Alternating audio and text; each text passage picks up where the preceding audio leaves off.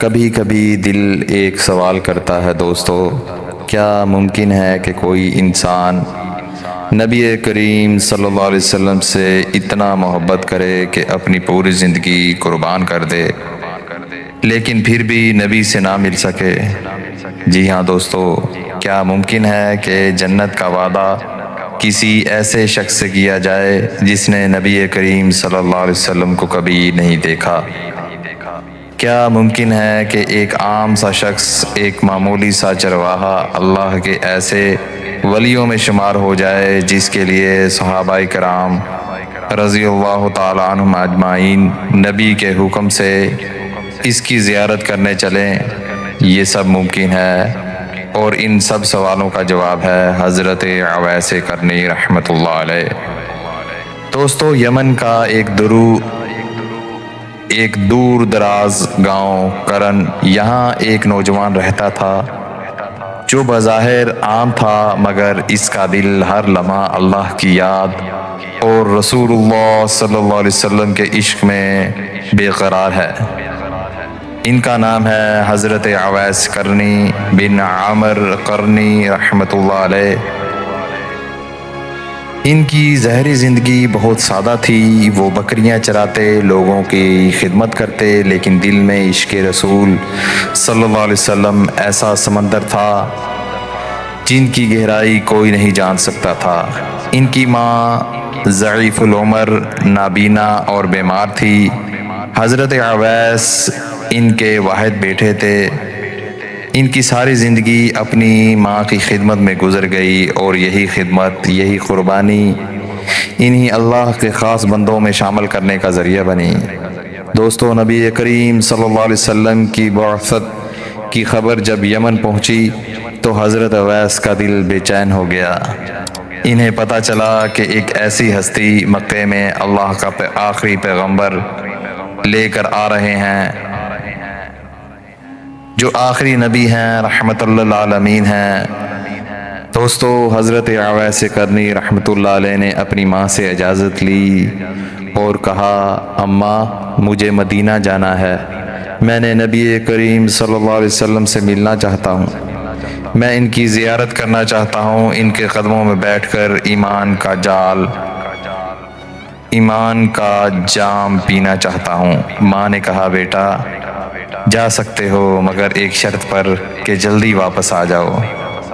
حضرت اویس قرنی نے وعدہ کیا۔ وہ مدینے کی طرف روانہ ہوئے، دن رات سفر کیا، بھوکے پیاسے، صرف ایک عشق کے لیے، نبی کریم صلی اللہ علیہ وسلم کی زیارت۔ لیکن جب مدینہ پہنچے تو نبی کریم صلی اللہ علیہ وسلم گھر پر نہیں تھے، اور انہیں ماں سے کیا وعدہ یاد تھا کہ واپس آ جانا جلدی، تو وہ نبی کریم سے ملے بغیر واپس لوٹ آئے۔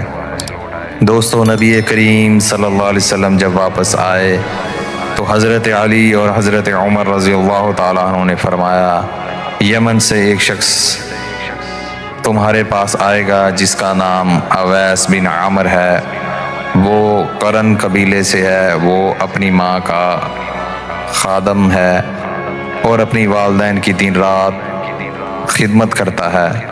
اگر تم میں سے کوئی اس کو پائے تو اس سے دعا کروانا، اس کے لیے اللہ کے ہاں اتنی قدر ہے کہ اس کی دعا رد نہیں کی جا سکتی۔ کیا مقام تھا یہ دوستو، کیسا مقام ہوگا ان کا۔ یہ ایک ایسے شخص جسے نبی کریم صلی اللہ علیہ وسلم نے کبھی نہیں دیکھا، مگر ان کی خدمت، ان کی وفاداری، ان کا عشق ایسا تھا کہ نبی کریم صلی اللہ علیہ وسلم نے جنت کی بشارت دی۔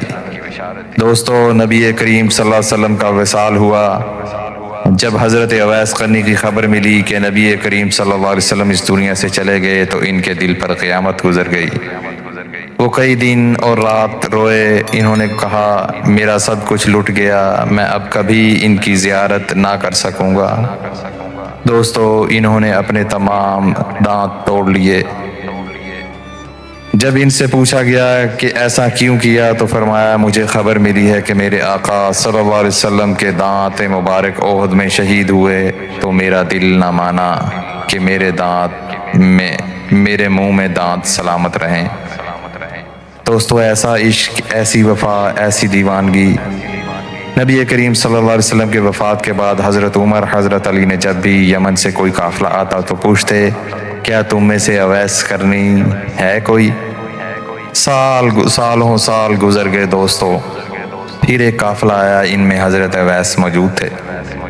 حضرت عمر حضرت علی نے ان سے ملاقات کی۔ نبی کریم صلی اللہ علیہ وسلم نے جو نشانیاں بتائی تھیں، ان نشانیوں کے مطابق انہوں نے ان کی پہچان کی۔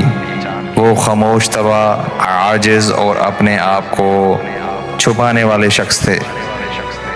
حضرت عمر نے کہا نبی کریم صلی اللہ علیہ وسلم نے ہمیں تمہارے بارے میں بتایا، تم سے کہا تھا کہ تم سے دعا کروائیں، ہم سے کہا تھا کہ تم سے دعا کروائیں۔ حضرت اویس کانپ گئے، رو پڑے اور کہا میں کون ہوں؟ میں تو ایک گناہ گار بندہ ہوں۔ لیکن حضرت عمر نے اصرار کیا اور حضرت اویس کرنی نے ہاتھ اٹھا دیے، دعائیں کی، اور آسمان گواہ ہے کہ وہ دعائیں رد نہیں ہوں گی۔ دوستو، حضرت اویس کرنی دنیا سے بے نیاز ہو چکے تھے، نہ لباس کی فکر، نہ مال و دولت کی حرص، نہ شہرت کی طلب۔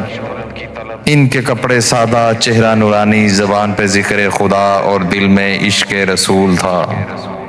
کبھی کبھار دریا کنارے بیٹھ جاتے اور کہتے اے اللہ، مجھے اس دن کا انتظار ہے جب تو مجھے اپنے نبی سے ملا دے گا۔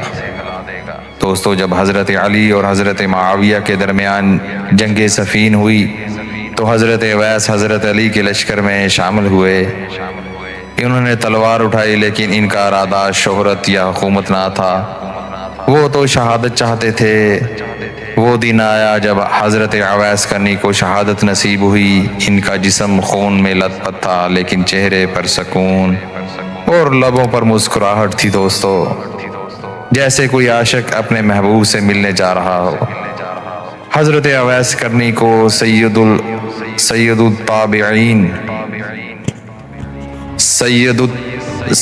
التابعین یعنی تابعین کا سردار کہا گیا۔ وہ ولیوں کے ولی تھے، اللہ کے رازدار اور عشق رسول کے سچے نمونے تھے۔ کئی ولی اللہ نے ان کی زیارت کا خواب دیکھا، کئیوں نے ان کا فیض پایا۔ حضرت حسن بصری رحمۃ اللہ علیہ، حضرت ابراہیم بن ادم رحمۃ اللہ علیہ اور دیگر عظیم صوفیاء نے ان کو اپنا روحانی پیر تسلیم کیا۔ دوستو، آج ہم حضرت اویس کرنی کی زندگی سے کیا سیکھنے کو سیکھنے کو ملتا ہے؟ ماں باپ کی خدمت جنت کا راستہ ہے، صرف زبان سے نہیں بلکہ عمل اور محبت ثابت ہوتی ہے۔ دنیا کی نظر سے چھپ کر صرف اللہ کی رضا کے لیے جینا، دنیا کی چمک دمک کو چھوڑ کر دل کی روشنی کو اپنانا، خواہشات کی قربانی دینا اور اللہ کی رضا پر راضی ہو جانا۔ دوستو، اگر آپ نبی کریم صلی اللہ علیہ وسلم کو نہ دیکھ سکیں تو کیا آپ کا عشق قائم رہے گا؟